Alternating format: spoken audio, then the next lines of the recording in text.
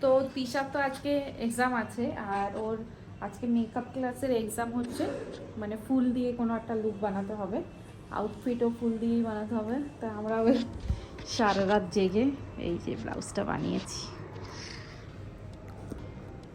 ব্লাউজটা যদি সকালবেলা বানিয়েছি, কেমন হয়েছে জাস্ট দেখো, কি সুন্দর লাগছে না? কি সুন্দর লাগছে দেখতে, পরলে খুবই সুন্দর লাগবে। আর ঘর তো মেসআপ হয়ে আছে, এটা তো কিছুটা মেসআপ, রাত্রেবেলা অনেক বেশি মেসআপ ছিল। ঠিক আছে, ও দেখাবো কেমন কি বানাই। ইচ্ছা করছে না, সকাল থেকে এত কাজ হয়ে গেছে। কেন?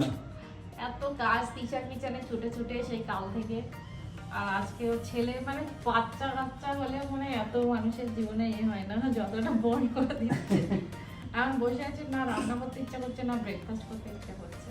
ওরে পার করে দিয়েছি। উঠেছে অন্তত 3 ঘন্টা 4 ঘন্টা হয়ে গেছে জানো, অথচ এখন 9:30 বাজে, 9টা বাজে। হ্যাঁ, তারপরে ও ফোন করে কান্না করছে যে ওর মডেল এখন আসেনি। আমি বলছি মাথা ঠান্ডা করে, মডেল আসেনি তো কি হচ্ছে, কিছুক্ষণ পরে তো আসবে, মাথা ঠান্ডা না করলে তো পুরো ঘেটে যাবে জিনিসটা। আমি যা বসে বসে খাওয়া, কোন তো খাবার দিচ্ছি, বসে বসে খেয়ে নেবে। তুমি যাই করো, আমি আজকে খুব ব্যস্ত, আমি চলে যাচ্ছি। হ্যাঁ, মানে আমি খাবো না, রান্না করবো আজকে। চলো টাটা, যাই করো বনি। বাড়িতে এখন কেউ নেই, মানে তিশা তো গেছে ওর ক্লাস, মানে ওর আছে, পরীক্ষা আছে। রূপম কাজে চলে গেছে। আমি জাস্ট গোসলটা করলাম। আর কি হয়েছে দেখো, আমার একমাত্র আয়না এখানে ছিল, একটা হ্যান্ড মিরর। সেটা মানে অনেক দিন থেকে মনে হচ্ছিল যে বাবা একটা হ্যান্ড মিরর আছে, সাবধানে সাবধানে রাখি। এতদিন আছে এখানে মনে হয়নি, রিসেন্ট কিছুদিন মনে হচ্ছে না সাবধানে সাবধানে রাখি, একটা মিরর যদি ভেঙে যায়। রূপমকেও বারবার বলছিলাম। বাস আজকে ওয়ার্ড্রোবটা খুললাম, হাতে আয়নাটা নিলাম, পড়ে গেল। এখন আমার কাছে কোনো মিরর নেই, কিচ্ছু বলার নেই, কাউকে দোষ দেওয়ার নেই। তো সকালটা ভীষণ একদম তাড়াতাড়ি শুরু হয়েছিল, আর অনেক হ্যাপাঝ্যাপটা ছিল।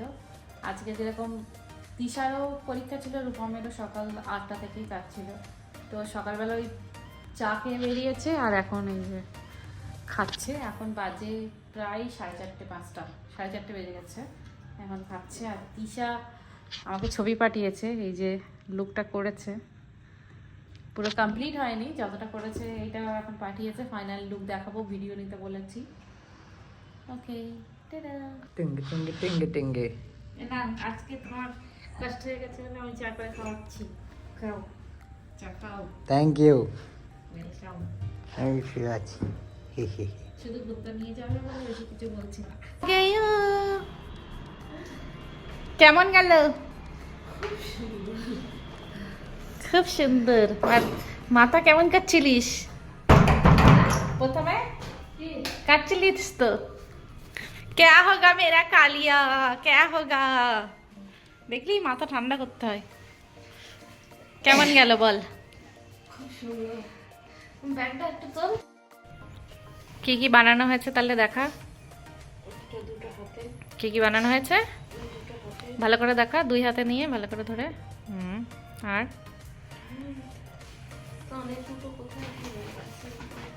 পড়াতে পেরেছিলিস ঠিক করে?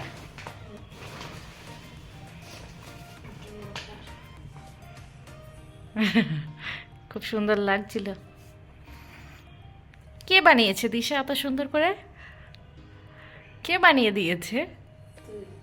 তুই ভালো করে বলতে পারছিস রে? নেক্সট নেক্সট নেক্সট দেখা।